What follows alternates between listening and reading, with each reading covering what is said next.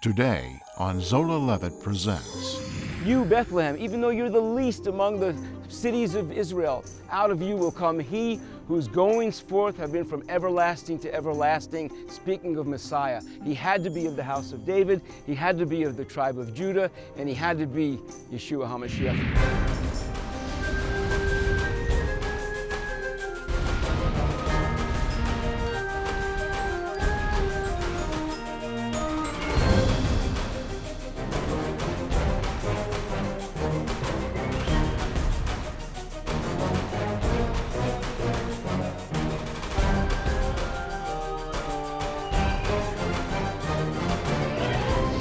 For Zion's sake, I will not hold my peace, and for Jerusalem's sake, I will not rest, until her righteousness goes forth as brightness, and her salvation as a lamp that burns.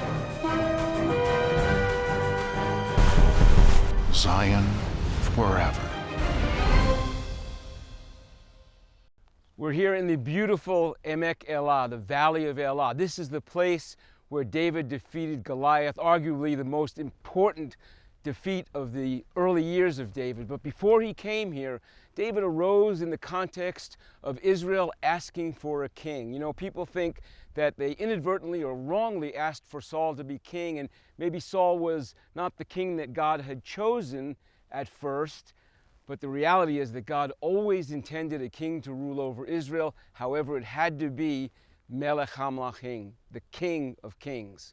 Now Saul, Samuel, Jonathan, Nathan, these men were all part of the environment in which both Saul and David came up in.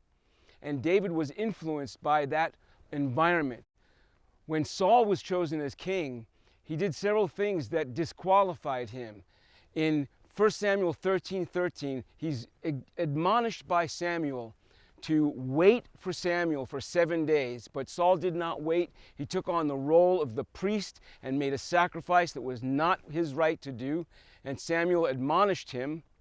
And then again in 1 Samuel 15, Samuel told Saul to completely wipe out the Amalekites. Now this is very important because people look at a warning like that from God as if God is some bloodthirsty ruler. But in fact, God knows the end from the beginning.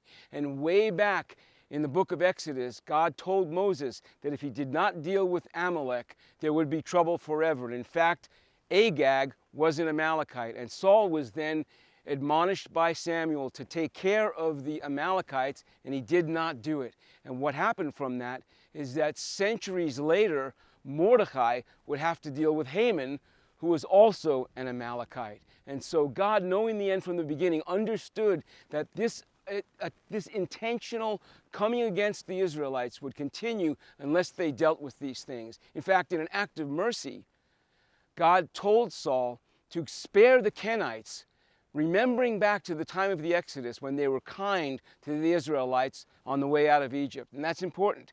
Remember that Caleb, the hero, one of the heroes of Exodus, was in fact of Jephunneh, a Kenite. And so God knows what he's doing. Samuel goes off to find a king that is Bikesh Adonai lo ish kilvavo, a man after God's own heart. And that's what he is looking for. And so he goes to Bethlehem, not far from here. And he goes and privately calls David. After not choosing the other 7 sons, he chooses the 8th. 8, always the number of new beginnings. The young David, a shepherd. Young David, a boy. Young David, God's chosen. Bikesh Adonai lo ish kilvavo. God is looking for a man after his own heart. And then he will come here and fight that incredible battle with Goliath.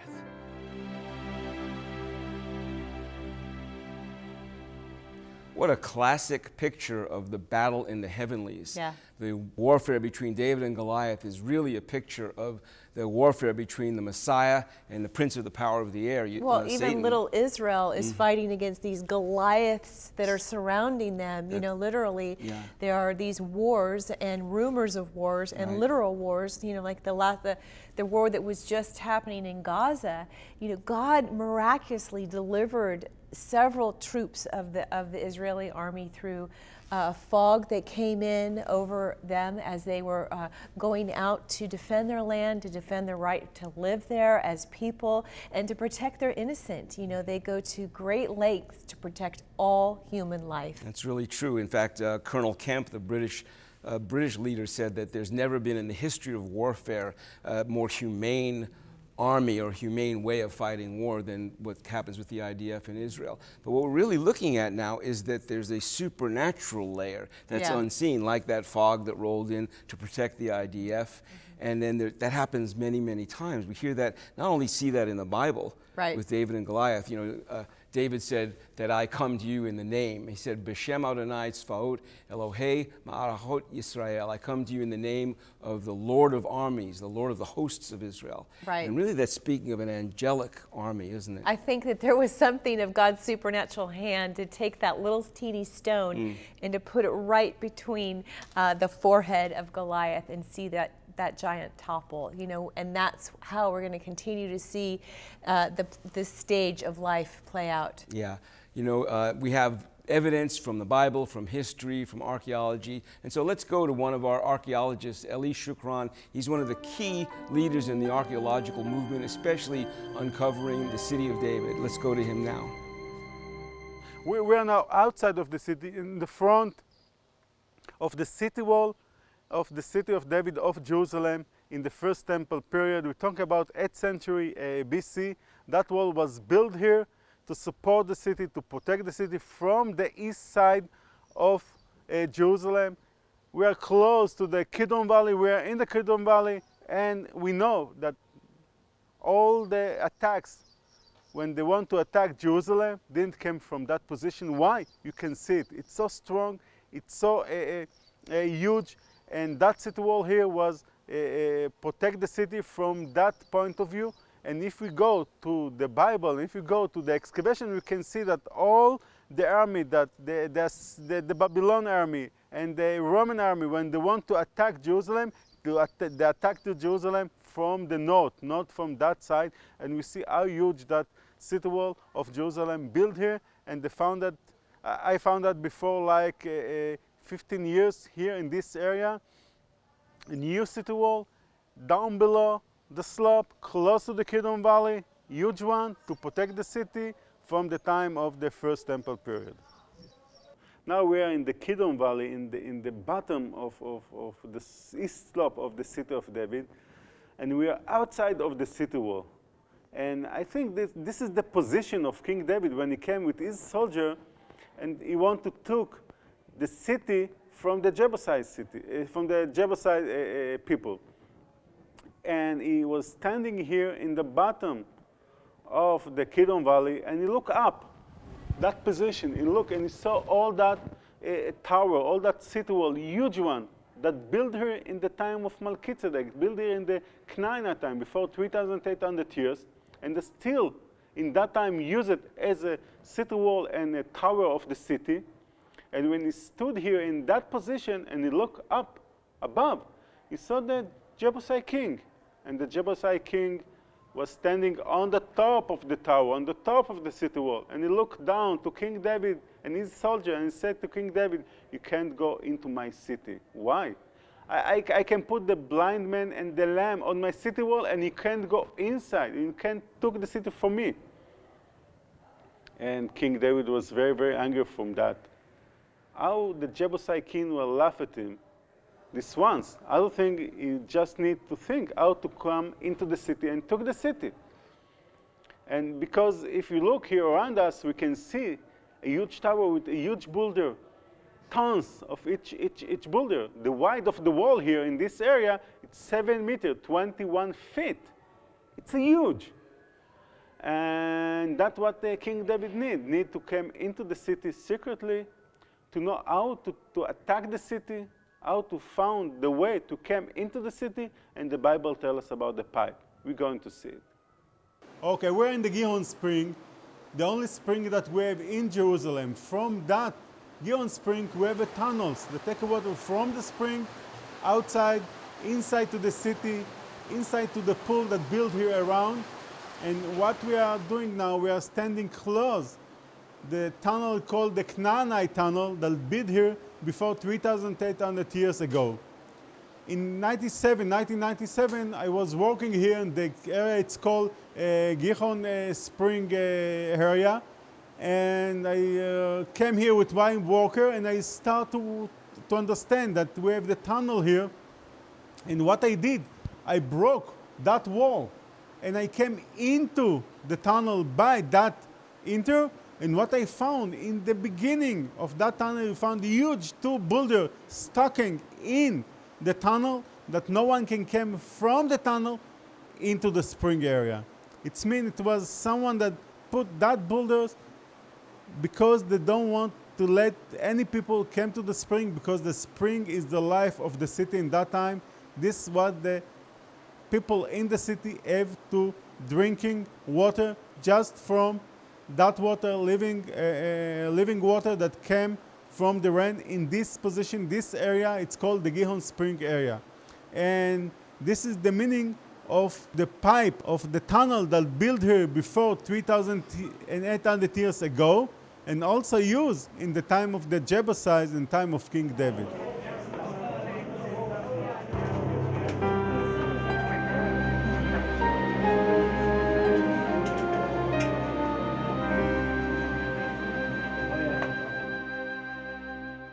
Our resource on this program, Zion Forever on DVD. For your donation, you'll receive all 9 programs which look back into history and forward into prophecy concerning the Temple Mount. From the sacrifice of Isaac to the Jewish temple till today, you'll see Jewish heritage confirmed by archaeology. Call 1-800-WONDERS and ask for the Zion Forever DVD or visit us at levitt.com. If you value what we do here at Zola Levitt Ministries, please remember to support our work as you're able. We have 3 ways you can do that. You can write us a check at Zola Levitt Ministries, Post Office Box 12268, Dallas, Texas 75225. Or you can go to our website at levitt.com and click on the Donation tab. And you can always call us at 1-800-WONDERS. And as always, thank you very much. Thank you so much for considering us in giving a donation to this ministry that will continue to help us to bring you these messages from the land. Thank you again. Yeah. You know, we have no major institutions backing us. It's important that you understand that we are really dependent on your gifts of funds. You know, archaeology is such an important part of this unearthing of the truth of the Bible, because it verifies, substantiates, it corroborates that which is in the Word. We know the Word is true, but the archaeologists really help us to understand it. And so we're going to go to our next segment. You're going to hear from Shahar Shilo, a historian and director at the City of David. But first, let's hear again from archaeologist Shimon Gibson. We're at the southern end of the City of David. It's a kind of sort of rocky kind of sort of precipice here, and you have visitors. There's some kids who are sort of nearby who have come to this place. It is understood by the original excavators, Weil, who dug here in the early 20th century, to be the place where the tomb of King David was located and that of the other royal kings. And in those excavations, these very interesting tunnel-like cavities were found cut into the side of the hill, and it's suggested by Weil, who dug here in the early 20th century, that this is the place of the tomb of King David. However, the traditional site is positioned on top of Mount Zion on the other side of the city. Now, it's very clear from analysis of the remains there that that site only goes back to the time of the Crusaders, to the 12th century. So it's a medieval tradition.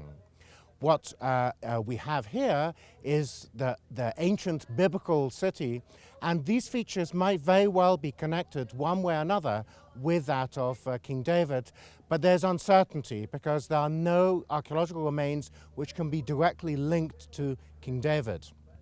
Further to the north, parts of a building were uncovered by an Israeli archaeologist fairly recently, Elat Mazar, and she believes that is the palace of King David. Well, this is a mixture of the excavations done by the delegation of Dr. Elat Mazar. There are Roman period buildings around us right now, Byzantine period, Herodian period. Wow. And right there we have the framework of a huge basis of a biblical building that she believes very much is the palace of King David. Others would say this might have been the palace of later Jewish kings from the Jewish kingdom. But again, this is a biblical site which was penetrated by Roman times things afterwards. The great story that I want to share with you right now has to do with the same timing, same time frame of the Roman times, dealing with the Temple Mount itself, because and the Temple Mount, we need to remember, was at its time the #1 largest and most magnificent building ever in the world. Not only do we hear about that from Josephus himself, the historian of the time, we have another historian coming from Rome to the colony, should I say, province of Judea. He's visiting here, and he goes back to the Roman Senate and gives a report. In his report, one of the items being declared, he says, I've seen the most magnificent building ever in my life. Can you imagine in the colony of Judea, the most magnificent building? And he refers, he says, to the great temple built by King Herod on top of the Temple Mount, which for his time was the #1 largest building of religious type in the world, and the largest parameters. And he gives that report in the Roman Senate, and this is not in Rome, it's in Israel today, or should I say ancient Judea of the time. Shocking. So the Temple Mount was the largest building of its kind, largest than Egypt, larger than Rome, larger than Mesopotamia 2,000 years ago. Still today, when talking about the Temple Mount, we need to understand, not only the Western Wall stands, all 4 walls of King Herod still stands. The Southern Wall, the Eastern Wall, and the Northern Wall, which is right along the Via Dolorosa. This is all a part of the huge parameters of the Temple Mount at that time. So he came back with this report about the temple, but he also said that he'd been to the Dead Sea, then he'd seen other things. Tell us about that. Well, the report is very long. I wouldn't say the whole thing, but he said 3 things has amazed me in the colony of Judea, which is a sea that nothing sinks in. Of course, he talks about the Dead Sea. He says, I cannot understand Jewish economy. How can they maintain an economy when every 7th day they don't work? He says, the shofar is being blown in the Temple Mount on every Friday, and then everything stops. And he says, in Rome, you know, slaves continue on working. Everything. He says even wives do not work on Shabbat, which is awesome for him. I mean, just imagine for us, not having your wife working at that time 2,000 years ago. This is actually what happens. And then he talks about the item of the Temple Mount, which is something that I find very interesting, because during his time, this was the largest building ever existed. Wow, that's fantastic. Thank you.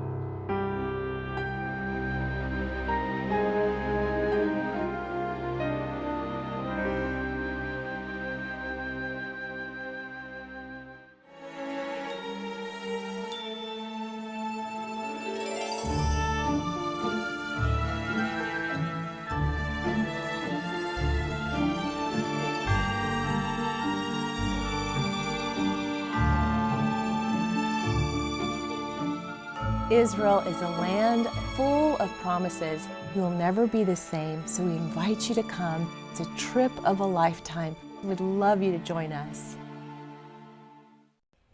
Isn't this awesome, being here in Elah, the Elah Valley? This is the place where David met Goliath. Absolutely. You know, David is one of my favorite heroes because he pursues the Lord and therefore fights the battles of the Lord and not his own battles. Yeah, he really was such a parallel between David and Yeshua. There's so many things that are the same. I mean, David functioned as a prophet, a priest, and a king, and we know that Yeshua is the ultimate prophet, priest, and king. Yeah, and he also was a man that was under authority. You know, his father said, go take this bread to your brothers. We know that there's a skirmish going on. We know the Philistines are oppressing the Israelites, and your brothers might need bread. Well, David comes down on the scene, and he sees this 8-foot-tall giant just slamming the Israelites with accusations that they are just dead dogs. And the Lord encouraged David's heart, and David encouraged himself at the victories that he had already won with the lion and the bear. And he said to himself, and then he said to Saul, God will deliver this Philistine into my hands. Exactly so, and that's exactly what happened. And David won the battle here, and it's really a picture for us of the battle between Mashiach and Hasatan, the adversary, the accuser of the brethren. It's an epic battle that looks forward to the defeat of the devil himself. Isn't it amazing that David, a shepherd, was born in Bethlehem. Right. Yeshua, a shepherd of people, was born in Bethlehem. And it had to be so because the prophet Micah said in 5:2, you, Bethlehem, even though you're the least among the cities of Israel, out of you will come he whose goings forth have been from everlasting to everlasting, speaking of Messiah. He had to be of the house of David, he had to be of the tribe of Judah, and he had to be Yeshua HaMashiach. There is no other. You know, David was anointed 3 times, privately by Samuel in Bethlehem, and then by the men of Judah a little later in the story, and then finally by the elders of Israel. And here's a parallel that you may not hear elsewhere. Jesus also was anointed 3 times in the womb by the angel Gabriel. Yeah, he speaking was the called word. into being. And then by the river in front of John the Baptist, Yochanan Hamitpiel, John the Immerser. He was anointed before men. And then finally, at the time of the ascension, he was anointed with the oil of joy above his fellows. He is the King of Kings. David, Melech Yisrael, pictures the coming Mashiach. From the Valley of Elah, we take you to northern Israel, to our man in Haifa, Eitan Shishka. Shalom. Well known in the scriptures is the story of a man who ran from the call of God.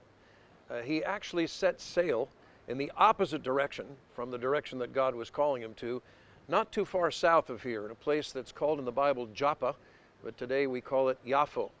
Today there's a modern city of Tel Aviv, a metropolis of hundreds of thousands of people, but in those days Tel Aviv didn't even exist.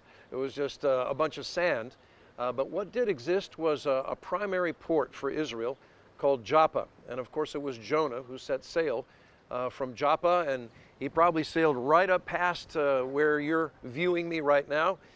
It's the Haifa Bay behind me. And Jonah was trying to avoid going to Nineveh, the main city of the Assyrians, who not too many decades after that would then conquer Israel and cause the first captivity in about 720 BCE. Now, the thing that I think God wants us to focus on in this story is the fact that for every one of us there is a Nineveh, and for every one of us there's a Tarshish. The possible location for Tarshish was in the exact opposite direction on the coast of Spain near the Rock of Gibraltar. So what is God's call to us? Let's think about another thing that happened in Joppa in order to focus in on this. The Apostle Peter was in that very town when he received a vision from God also to go to the Gentiles. Now that's interesting, isn't it? Because Jonah was running from a calling and an assignment that would have taken him to Israel's enemy, but with a message of love, a message of reconciliation. And not that the Gentiles were Peter's enemy, but it had never been done before that a Jewish man was sent into a nation like this, except for Jonah. It's interesting that they both connect with Joppa. And so for us, where is our Nineveh? Where is God calling us to? Maybe a group of people that we haven't respected or haven't considered to be equal with us or worthy to receive the love of God. And where is our Tarshish? Where are we trying to run to? Of course, Jonah, in a very radical move, jumped out of the boat to try to save the lives of the people on the ship, was swallowed by a giant fish in a way that we can only imagine, but he prayed to God out of that fish.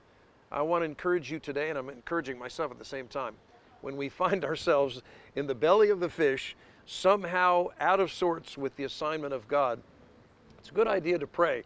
He prayed, he confessed, he said, God, I don't really belong here. Forgive me. I'm ready to do what you told me to. Thanks and shalom.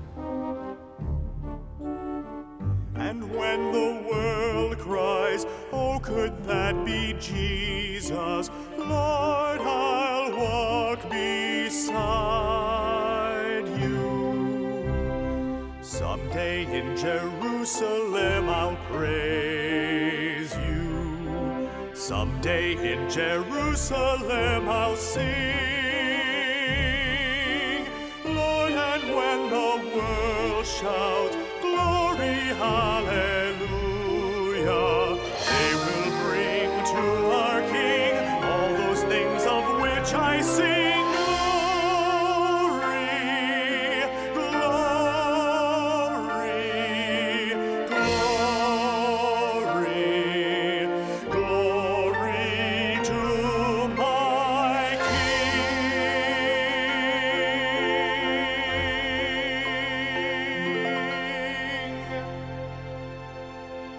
You know, we were made for the glory of God. We were made to be the house of God. And Solomon fulfilled the wishes of David, and he built the Lord himself a house.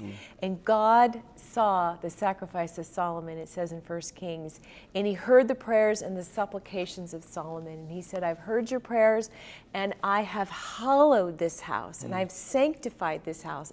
And the glory came. And he said, my name shall be there forever. My eye shall be upon the Hamacomb, the place, and my heart shall be there perpetually. Wow, that's beautiful. You know, the glory that was in Solomon's house. Right. Scripture says that the glory of the latter house will be even greater. So what's coming, Right. As we look to the return of the Lord, what's coming in the millennium and beyond is so much greater. I don't think we can even really imagine how awesome it is. I'm thinking about how Jesus prayed in John 17, you know, that as he was glorified, that the people would see the relationship between himself and the Father, and that we would be one with one another, that these Jewish disciples were going to take the word out to the entire Gentile world, and someday this would become a unifying time when the glory of God could again come to us as the temple.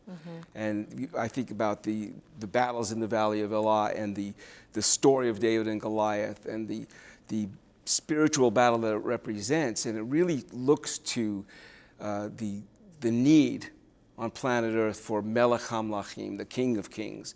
Because if Saul was a human choice, and David was God's choice, but was a picture, not the complete fulfillment, a picture of something that God himself wants to do as Haderech, Ha'emet, V'Hachaim, the way, the truth, and the life, as John 14:6 says, that we are getting near to that time when we're going to experience the glory of God. Yes, we've experienced the King himself in us and through us, God willing. Amen. So until that time, and until we see you again, remember, Sha'alu Shalom Yerushalayim. Pray for the peace of Jerusalem. Our monthly newsletter, The Levitt Letter, is free and full of insightful articles and news commentary from a Messianic perspective. Visit levitt.com to find our newsletter, along with current and past programs, our television schedule, and much more. Don't forget to order this week's resource by calling 1-800-WONDERS, or you can purchase it from our catalog at levitt.com. Your donations to Zola Levitt Ministries help these organizations bless Israel. Please remember, Zola Levitt Ministries depends on tax-deductible donations from viewers like you.